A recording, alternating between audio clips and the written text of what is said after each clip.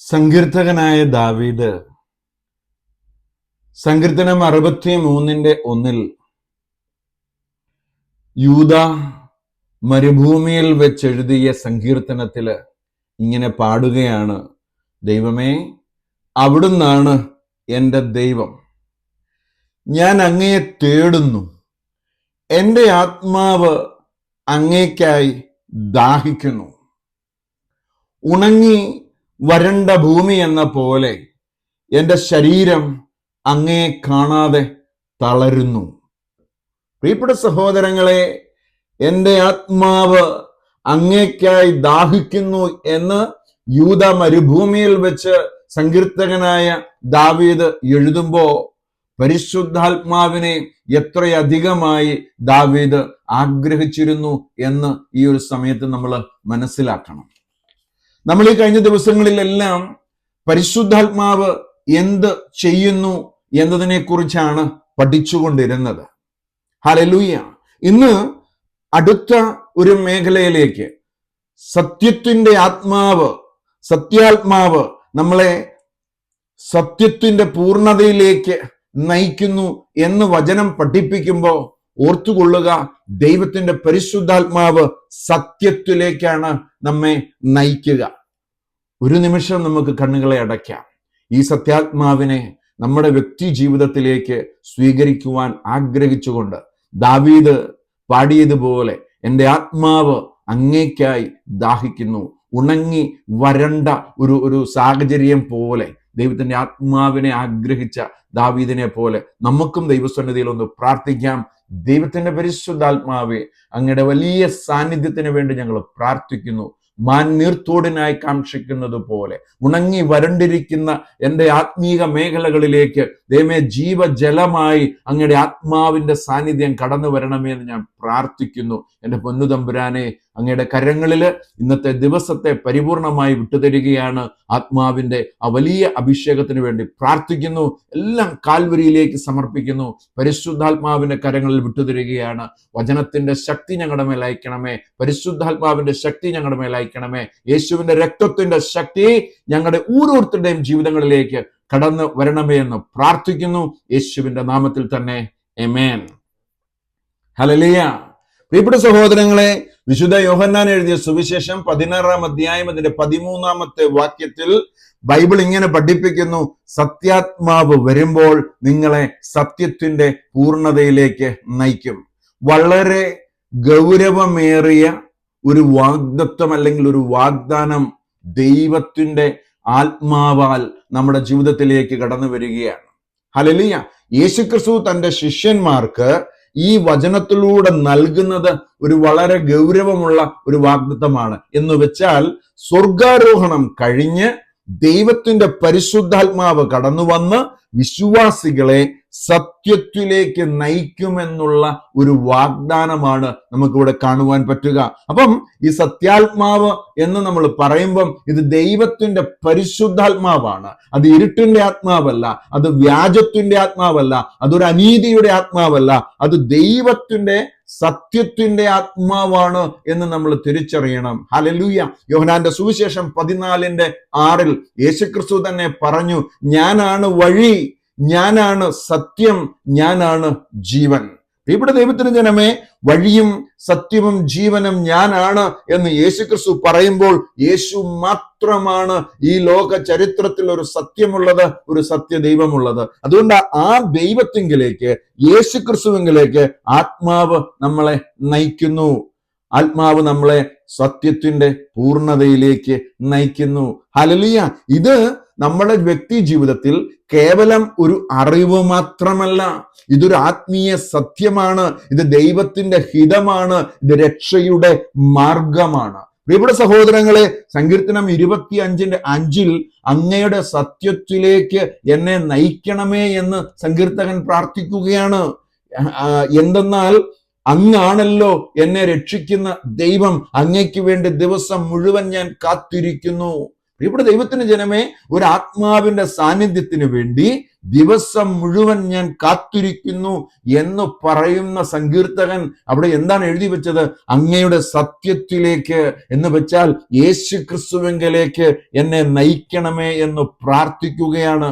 Hallelujah. അപ്പൊ പരിശുദ്ധാത്മാവ് ഒരു വ്യക്തിയെ നയിക്കുന്നത് യേശു ക്രിസ്തുവിലേക്കാണ് എന്ന് വെച്ചാൽ സത്യത്തിലേക്കാണ്. ഹല്ലേലൂയ. യോഹന്നാന്റെ സുവിശേഷം 18-ാം അധ്യായം അതിന്റെ അവസാന ഭാഗത്തേക്ക് നമ്മൾ കടന്നു വരുമ്പോ പീലാത്തോസിന്റെ മുമ്പിൽ വിചാരണയ്ക്ക് മുമ്പ് നിൽക്കുന്ന യേശുക്രിസ്തു ഇങ്ങനെ പറയുന്നുണ്ട്, ഞാൻ സത്യത്തിനു സാക്ഷ്യമേകുവാൻ വന്നതാണ്. ഇത് കേൾക്കുമ്പം പീലാത്തോസ് ഒരു ചോദ്യം ചോദിക്കുന്നുണ്ട്, എന്താണ് സത്യം? പക്ഷേ യേശുക്രിസ്തു അതിനൊരു മറുപടി കൊടുക്കുന്നതായി ബൈബിള് വ്യക്തമാക്കുന്നില്ല. പക്ഷെ പീലാത്തോസിന്റെ മുൻപിൽ ഒരു സത്യം ജീവനോടെ നിൽക്കുമ്പം കണ്ണുണ്ടായിട്ടും കാതുണ്ടായിട്ടും അത് കാണുവാനോ ആ സത്യത്തിന്റെ വചനം കേൾക്കുവാനോ കഴിയാതെ പോയി പീലാത്തോസിന്.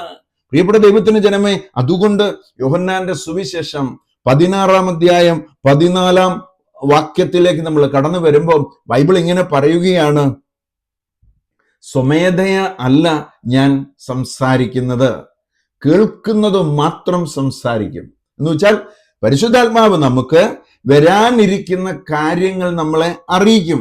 അപ്പൊ ആ പരിശുദ്ധാത്മാവ് യേശുക്രിസ്തുവിൽ നിന്ന് എന്തെങ്കിലും ആ ക്രിസ്തുവിന്റെ മനസ്സറിഞ്ഞ് ക്രിസ്തുവിൽ നിന്ന് സ്വീകരിച്ച് നമ്മളോട് പറയും, അല്ലെങ്കിൽ നമ്മളോട് പ്രഖ്യാപിക്കും എന്ന് പറഞ്ഞിട്ട് യേശുക്രിസ്തു പറയുകയാണ്, അങ്ങനെ പരിശുദ്ധാത്മാവ് എന്നെ മഹത്വപ്പെടുത്തും എന്ന് വളരെ കൃത്യമായി അവിടെ ബൈബിള് രേഖപ്പെടുത്തുകയാണ്.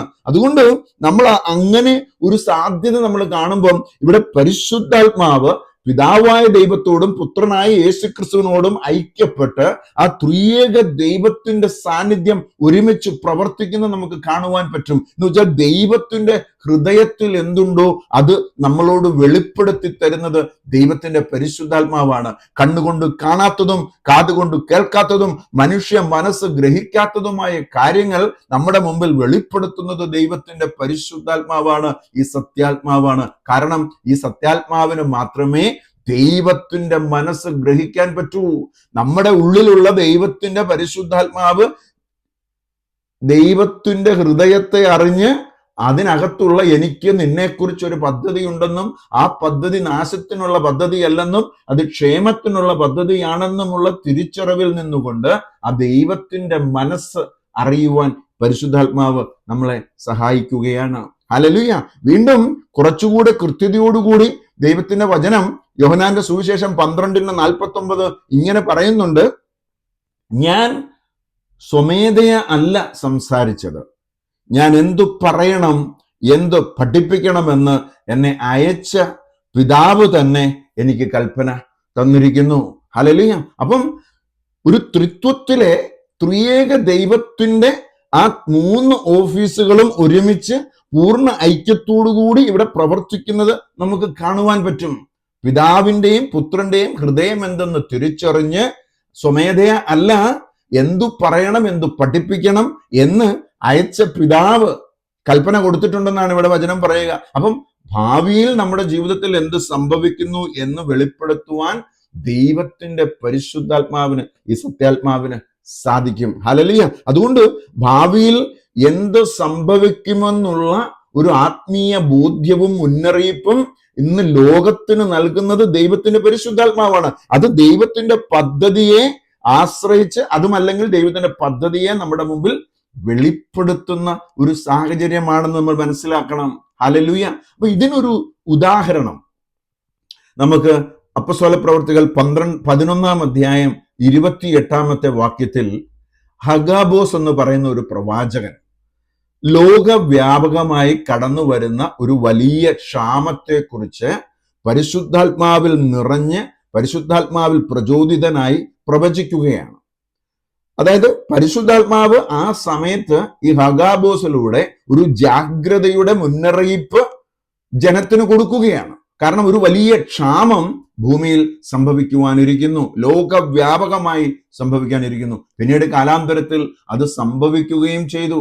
കാരണം ആ മുന്നറിയിപ്പ് കിട്ടിയത് കൊണ്ട്, ചില ജാഗ്രതയോടുകൂടി ചില തീരുമാനങ്ങൾ എടുക്കുവാൻ പറ്റിയത് കൊണ്ട് പല കാര്യങ്ങളും ക്രമീകരിക്കുവാൻ അന്ന് സാധിക്കുകയുണ്ടായി. അതുകൊണ്ട് നമ്മളുടെ എല്ലാം ജീവിതത്തിൽ എന്തു കാര്യമുണ്ടെങ്കിലും അത് പരിശുദ്ധാത്മാവ് നമുക്ക് മുന്നറിയിപ്പ് തരികയും ആ പരിശുദ്ധാത്മാവിന്റെ മുന്നറിയിപ്പിലൂടെ നമുക്ക് മുന്നോട്ട് പോകുവാൻ, അല്ലെങ്കിൽ പരിശുദ്ധാത്മാവിനാൽ നയിക്കപ്പെടുന്ന, ഈ സത്യാത്മാവിനാൽ നയിക്കപ്പെടുന്ന നമുക്ക് സത്യത്തിന്റെ പൂർണ്ണതയിലേക്ക് കടന്നു ചെല്ലുവാൻ സാധിക്കും. ഒരു വിശ്വാസിയുടെ ജീവിതം പരിപൂർണമാകുന്നത് ദൈവത്തിന്റെ പരിശുദ്ധാത്മാവിന്റെ ഇടപെടലിലൂടെ മാത്രമാണ്. അങ്ങനെയുള്ളപ്പോഴാണ് നമ്മൾ ദൈവത്തിന്റെ മകനും ദൈവത്തിന്റെ മകളുമായി മാറുക. അത് റോമാലേഖനം 8:14 സെന്റ് പോൾ കൃത്യമായി പറയുകയാണ്. ദൈവാത്മാവിനാൽ, ഈ സത്യാത്മാവിനാൽ നയിക്കപ്പെടുന്നവരെല്ലാം ദൈവത്തിന്റെ പുത്രന്മാരാണ്. പരിശുദ്ധാത്മാവ് എന്നെയും നിങ്ങളെയും നയിച്ചാൽ, പ്രിയപ്പെട്ട സഹോദര, പ്രിയപ്പെട്ട സഹോദരി, നമ്മൾ ദൈവത്തിന്റെ മോനാണ്, നമ്മൾ ദൈവത്തിന്റെ മോളാണ്. ഈ സത്യം നമ്മുടെ ജീവിതത്തിൽ നമ്മൾ മറക്കരുത്, എന്നും നമ്മുടെ ഹൃദയത്തോട് ചേർത്ത് വെക്കണം. അതുകൊണ്ട് പരിശുദ്ധാത്മാവ് നമ്മുടെ ജീവിതത്തിൽ എന്ത് ചെയ്യുന്നു എന്ന ചോദ്യത്തിന് സത്യാത്മാവ് നമ്മളെ സത്യത്തിന്റെ പൂർണ്ണതയിലേക്ക് നയിക്കുന്നു എന്ന് വെച്ചാൽ യേശുക്രിസ്തുവിലേക്ക് കൂടുതൽ അടുക്കുവാൻ പരിശുദ്ധാത്മാവ് നമ്മെ സഹായിക്കുകയാണ്. വീണ്ടും ആറാമത്തെ ഒരു മേഖല എന്ന് പറയുക, പരിശുദ്ധാത്മാവ് ശക്തി നൽകുകയാണ്, ശക്തി നൽകുന്നു. ഹല്ലേലൂയ. നമുക്കറിയാം അപ്പോസ്തല പ്രവൃത്തികൾ 1-ാം അധ്യായം അതിന്റെ 8-ാമത്തെ വാക്യം എല്ലാവർക്കും സുപരിചിതമായ വചനമാണ്. പരിശുദ്ധാത്മാവ് നിങ്ങളുടെ മേൽ വന്നു കഴിയുമ്പോൾ നിങ്ങൾ ശക്തി പ്രാപിക്കും. ജെറുസലേമിലും യൂദയ മുഴുവനിലും, പിന്നീട് എന്താ പറയുന്നത്, സമറിയായിലും ഭൂമിയുടെ അതിർത്തികൾ വരെ, ലോകത്തിന്റെ അതിർത്തികൾ വരെ നിങ്ങൾ എനിക്ക് സാക്ഷികളായിരിക്കും എന്ന് വചനം പറയുകയാണ്. സ്വർഗാരോഹണത്തിന് മുമ്പ് യേശുക്രിസ്തു ശിഷ്യന്മാർക്ക് നൽകിയ ഒരു അടിസ്ഥാനപരമായ വാഗ്ദാനമാണ് ദൈവത്തിന്റെ പരിശുദ്ധാത്മാവിനെ സ്വീകരിക്കണമെന്നുള്ളതും ആ പരിശുദ്ധാത്മാവ് വന്നു കഴിയുമ്പോൾ നിങ്ങൾ ശക്തി പ്രാപിക്കുമെന്നുള്ള ബോധ്യവും. ഹല്ലേലൂയ.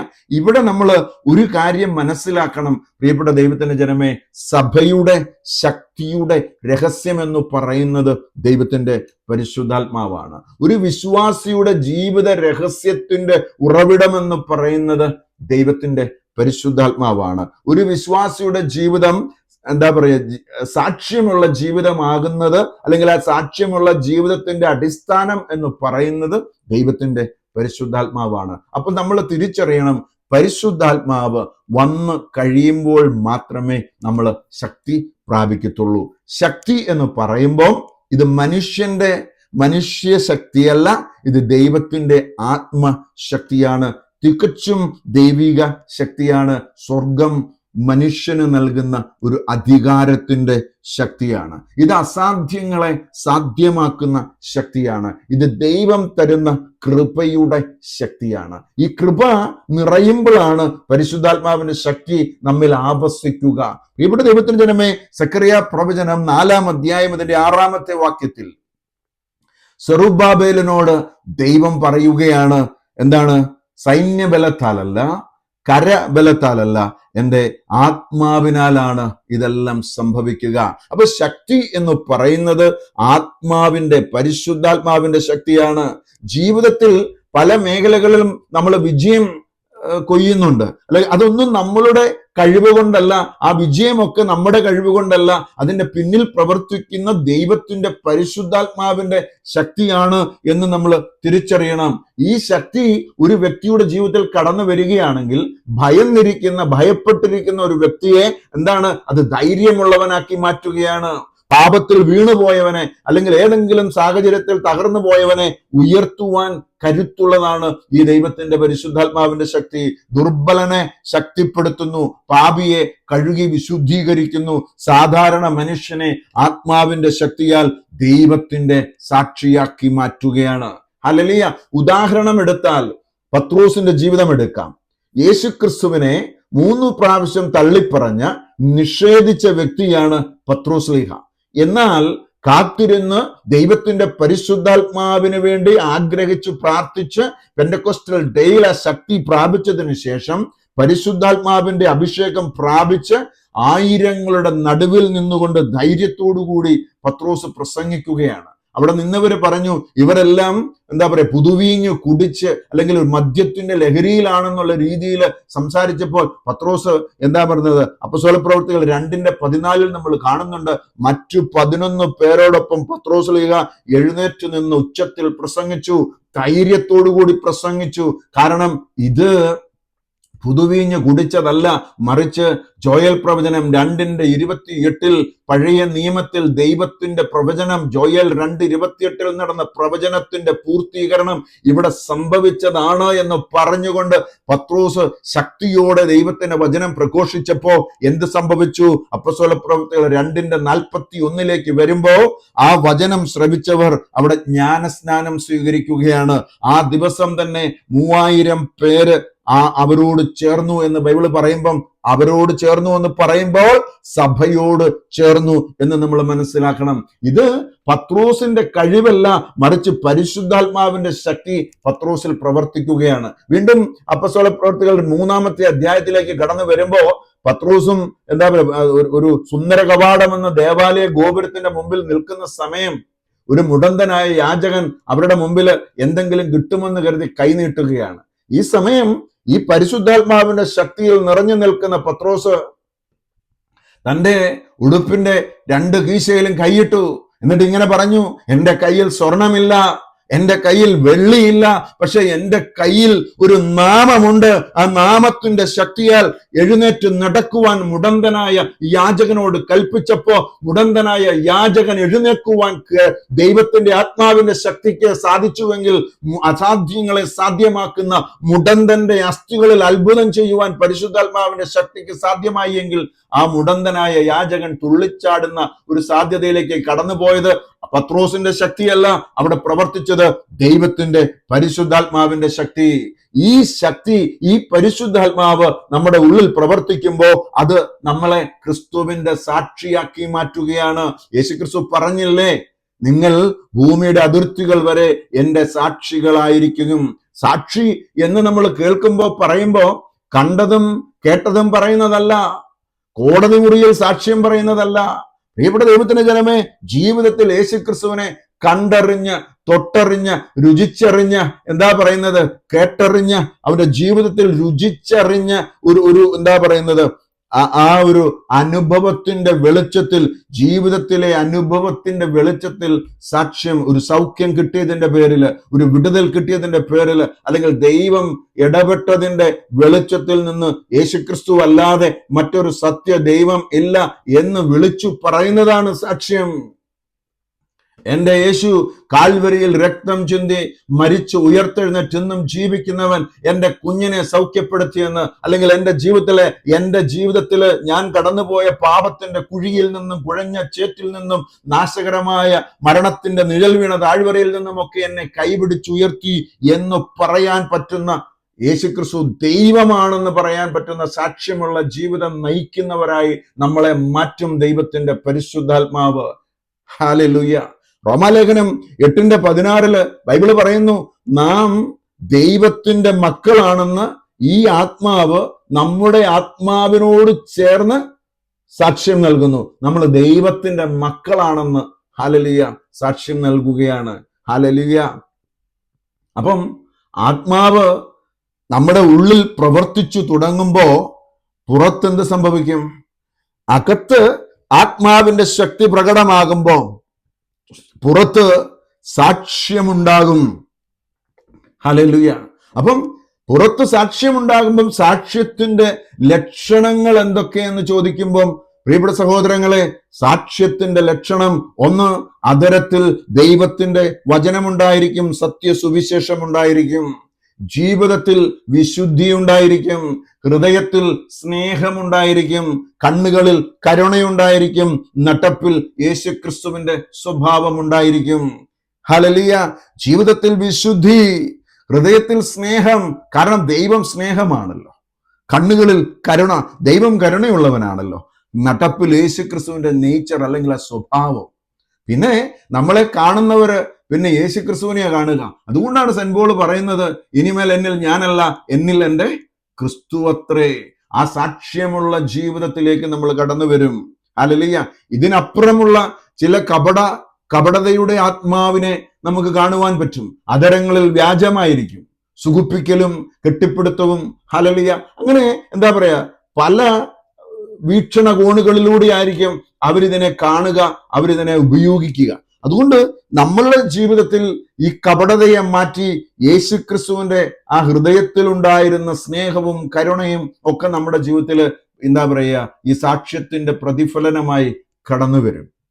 പ്രിയപ്പെട്ട ദൈവത്തിന്റെ ജനമേ, ഇവിടെ എന്താണ് പറയുന്നത്? ജെറുസലേമിൽ നിന്ന് ഭൂമിയുടെ അറ്റം വരെയുള്ള ഒരു യാത്ര.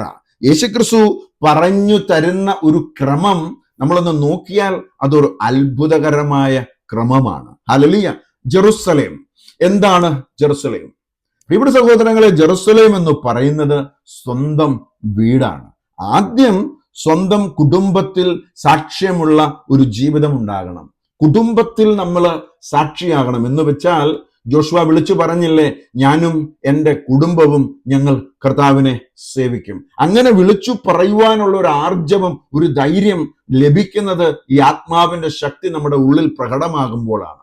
നമുക്ക് അതിനെക്കുറിച്ചൊന്ന് ചിന്തിച്ചാൽ, പുറപ്പാട് അനുഭവത്തിൽ വാഗ്ദത്ത ദേശം ലക്ഷ്യമാക്കി ഇറങ്ങിത്തിരിച്ച ജനം വഴിതെറ്റി അന്യ വിഗ്രഹ ആരാധനയില്, അവിശ്വസ്തതയില്, ആത്മാർത്ഥതയില്ലാതെ കർത്താവായ ദൈവത്തെ ഉപേക്ഷിച്ചു എന്ന് കണ്ടപ്പോ തന്റെ വിശ്വാസം ഉയർത്തിപ്പിടിച്ചുകൊണ്ട് ജോഷുവ പറയുകയാണ്. എന്ന് വെച്ചാൽ കൂടെ ഇറങ്ങിത്തിരിച്ചവര് നദിക്കരയിലുള്ള അന്യ വിഗ്രഹ ആരാധനയിൽ അല്ലെങ്കിൽ അവിടെയുള്ള വിജാതീയ സമൂഹവുമായി ഇടകലർന്ന് അവരുടെ ദൈവത്തെ ആരാധിക്കുന്ന ഒരു പ്രവണതയിലേക്ക് കടന്നു വന്നപ്പോൾ കർത്താവിനെ സേവിക്കുവാൻ മനസ്സില്ലെങ്കിൽ, നിങ്ങൾ വസിക്കുന്ന നാട്ടിലെ ദേവന്മാരെ ആരാധിക്കാനാണ് നിങ്ങൾക്ക് ഇഷ്ടമെങ്കിൽ ആരെ വേണമെങ്കിലും നിങ്ങൾക്ക് ആരാധിക്കാം, ആരെ വേണമെങ്കിലും നിങ്ങൾക്ക് സേവിക്കാം. അത് ഇന്നു തീരുമാനിക്കണം. കാരണം ഞാനും എൻ്റെ കുടുംബവും ഞങ്ങൾ കർത്താവിനെ സേവിക്കുമെന്ന് ശെഖേമിൽ വെച്ച് ഒരു ഉറച്ച തീരുമാനം, ദൈവവുമായി ഒരു ഉടമ്പടി, ഉറച്ച തീരുമാനം ജോഷുവ എടുക്കുകയാണ്. അത് ഉള്ളിലുള്ള ദൈവത്തിന്റെ പരിശുദ്ധാത്മാവിനാലാണ്. നമുക്കറിയാം, നൂനിന്റെ മകനായ ജോഷുവയെ പരിശുദ്ധാത്മാവ് ഉൾക്കൊള്ളുന്ന അല്ലെങ്കിൽ കുടികൊള്ളുന്നവന്റെ മേൽ കൈവച്ച് അനുഗ്രഹിക്കുവാൻ മോശയോട് ദൈവം പറയുന്നുണ്ട്. ഹല്ലേലൂയ. അങ്ങനെ കുടുംബത്തിൽ നമ്മൾ തുടങ്ങണം. സഹോദരങ്ങളോട് പറയണം, കൂടപ്പിറപ്പുകളോട് പറയണം, അപ്പനോടും അമ്മയോടും മക്കളോടും സഹോദരങ്ങളോടും ഒക്കെ സുവിശേഷം നമ്മൾ പറയണമെന്നാണ് ദൈവത്തിന്റെ പരിശുദ്ധാത്മാവ് ആഗ്രഹിക്കുക. ഇവിടെ ദൈവത്തിന്റെ ജനമേ, ജെറുസലേം അവിടെയാണ് നമ്മൾ തുടങ്ങേണ്ടതെന്ന് ബൈബിള് വ്യക്തമാക്കുമ്പോൾ, ജെറുസലേമിൽ നിന്നും ജെറീക്കോയിലേക്ക് പോയ ഒരാളെ കുറിച്ച് ഒരു ഉപമ ബൈബിള് പഠിപ്പിക്കുന്നുണ്ട്. സമറിയാക്കാരന്റെ ഉപമ. ഇവിടെ എന്താണ്? ജെറുസലേം അത് ദൈവത്തിന്റെ ഭവനമാണ്. ജെറീക്കോ അത് നാശത്തിന്റെ പട്ടണമാണ്. ഒരുവൻ ജെറുസലേം വിട്ട്, ദൈവത്തിന്റെ സാന്നിധ്യം വിട്ട് ജെറീക്കോയിലേക്ക്, നാശത്തിന്റെ പട്ടണത്തിലേക്ക് കടന്നു പോകുമ്പോൾ സാത്താനിക മണ്ഡലങ്ങൾ അവനെ ആക്രമിക്കും. നമ്മളിവിടെ കാണുന്നു, ജെറുസലേമിൽ നിന്നും ജെറീക്കോയിലേക്ക് പോയ വ്യക്തി വഴിയരികിൽ വീണ് കിടക്കുകയാണ്. ശത്രു അവനെ ഉപദ്രവിച്ചു. ഹല്ലേലൂയ. ഒരു പുരോഹിതൻ അടുത്തൂടെ കടന്നുപോയി, നോക്കിയില്ല. ലേവായൻ കടന്നു വന്നു, പരിഗണിച്ചില്ല. പക്ഷേ കഴുതയുടെ പുറത്ത് ഒരു സമറിയാക്കാരൻ കടന്നു വരികയാണ്.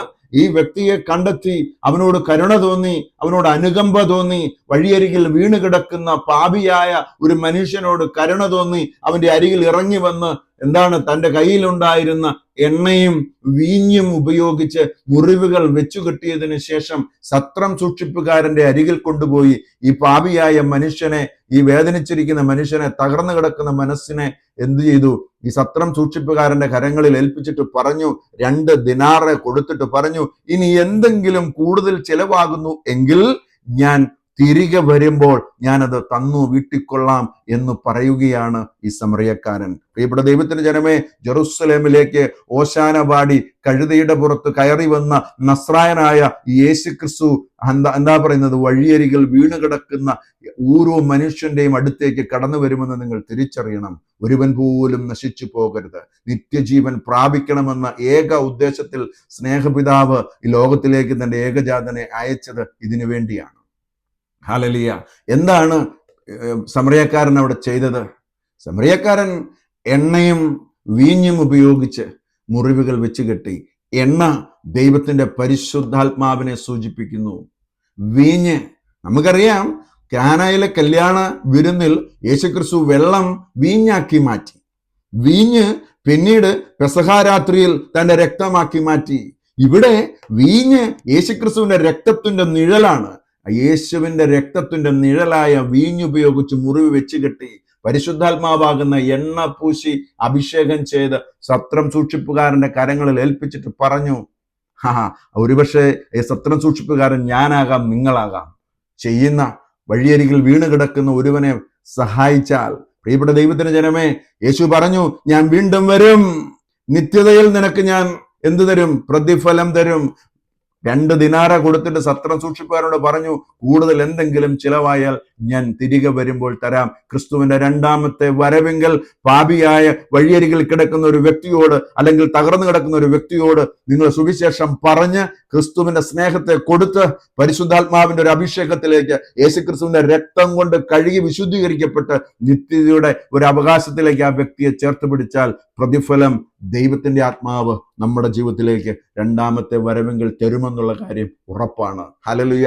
ജെറുസലേമിൽ സുവിശേഷം പറയണം.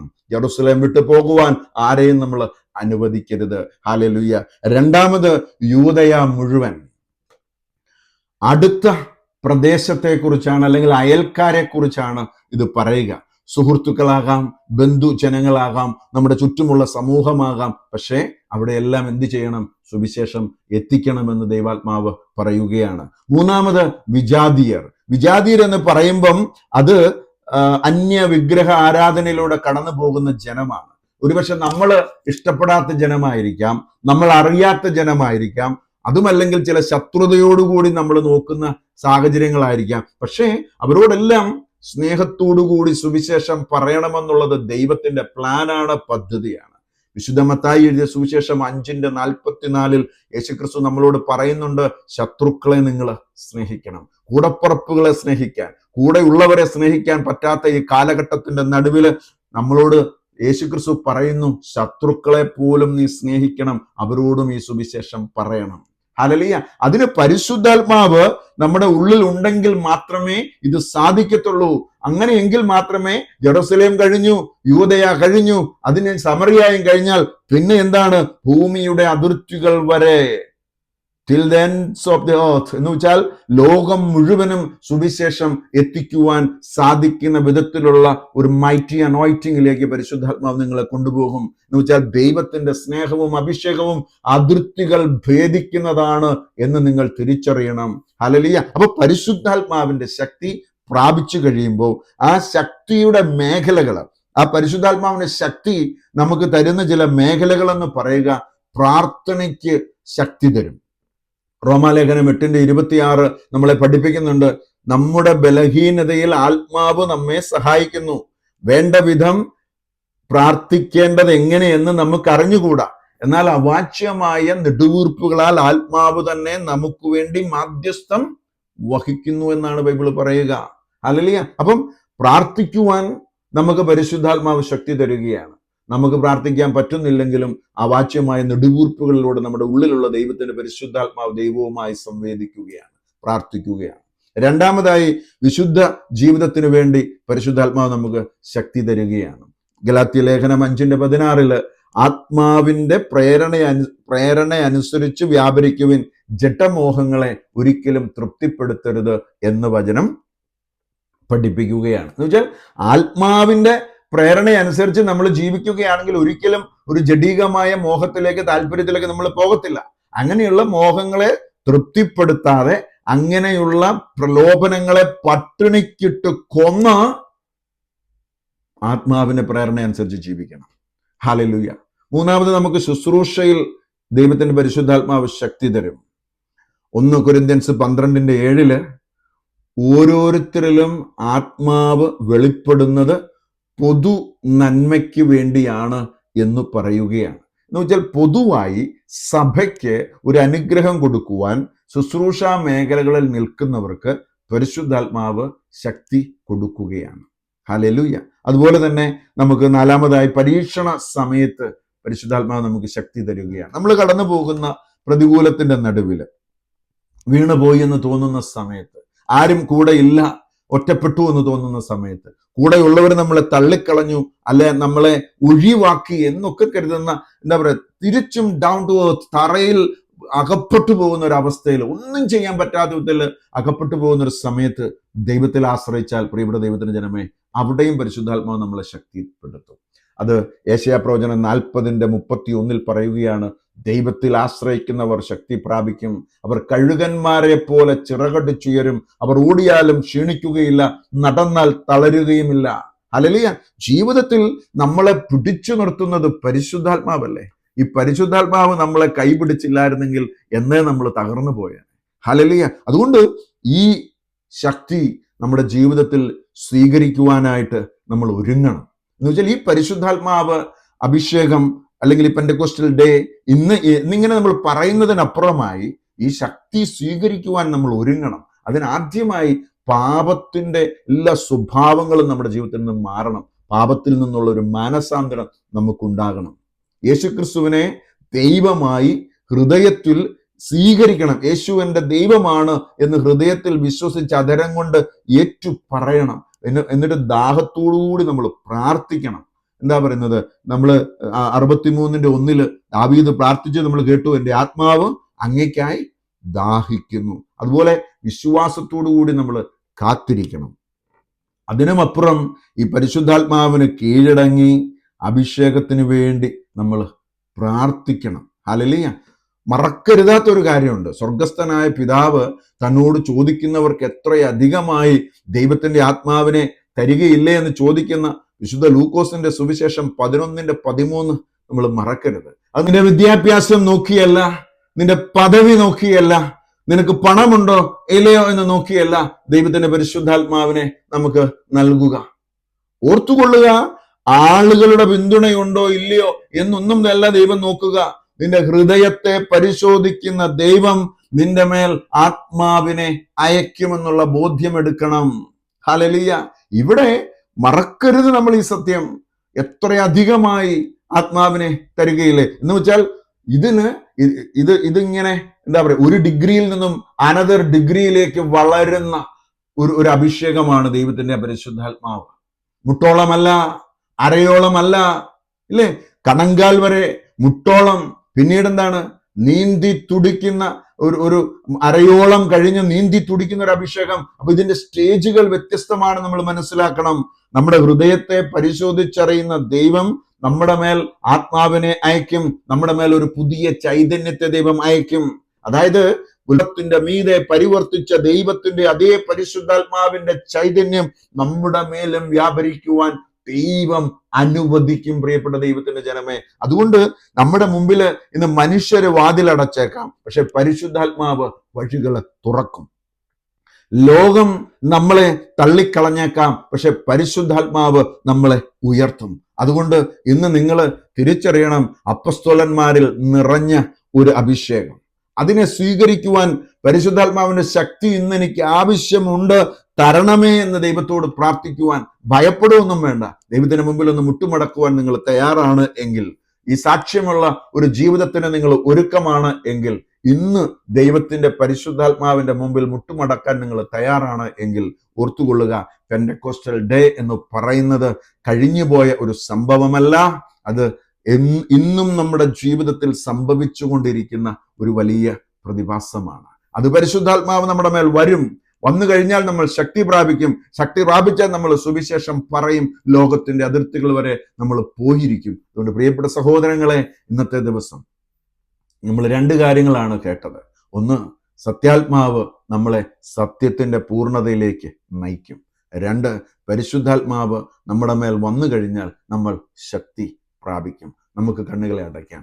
ദൈവത്തിന്റെ സാന്നിധ്യത്തിന് വേണ്ടി നമുക്ക് പ്രാർത്ഥിക്കാം. നമുക്ക് നമ്മളെ തന്നെ ഒരുക്കുവാനുള്ള ഒരു സമയമായി ഈ ദിവസങ്ങൾ നമുക്ക് ഏറ്റെടുക്കാം. ഇതൊരു വലിയ അനുഗ്രഹമാണ്. ഈ ലോകത്ത് പരിശുദ്ധാത്മാവിനെ സ്വീകരിക്കുന്നതിനപ്പുറമായി മറ്റൊരു നന്മയില്ല, മറ്റൊരു അനുഗ്രഹമില്ല, മറ്റൊരു സൗഭാഗ്യമില്ല. അതുകൊണ്ട് പ്രിയപ്പെട്ട ദൈവത്തിന്റെ ജനമേ, നിങ്ങളുടെ മുമ്പില് കാലുപിടിച്ച് പറയുന്നു, കർത്താവിന്റെ ആത്മാവിന് വേണ്ടി നിങ്ങൾ കാത്തിരിക്കുക. ഇതിനപ്പുറം മറ്റൊരു എന്താ പറയുന്നത് അനുഗ്രഹം ദൈവത്തിന് നമ്മുടെ മേൽ തരാനില്ല. അതുകൊണ്ട് ആ വലിയ ബോധ്യത്തോടു കൂടി, സ്വർഗീയ പിതാവേ, അങ്ങയുടെ ആത്മാവിനെ സ്വീകരിക്കുവാൻ ഞങ്ങളെ അവിടുന്ന് ബലപ്പെടുത്തണമേ പിതാവേ.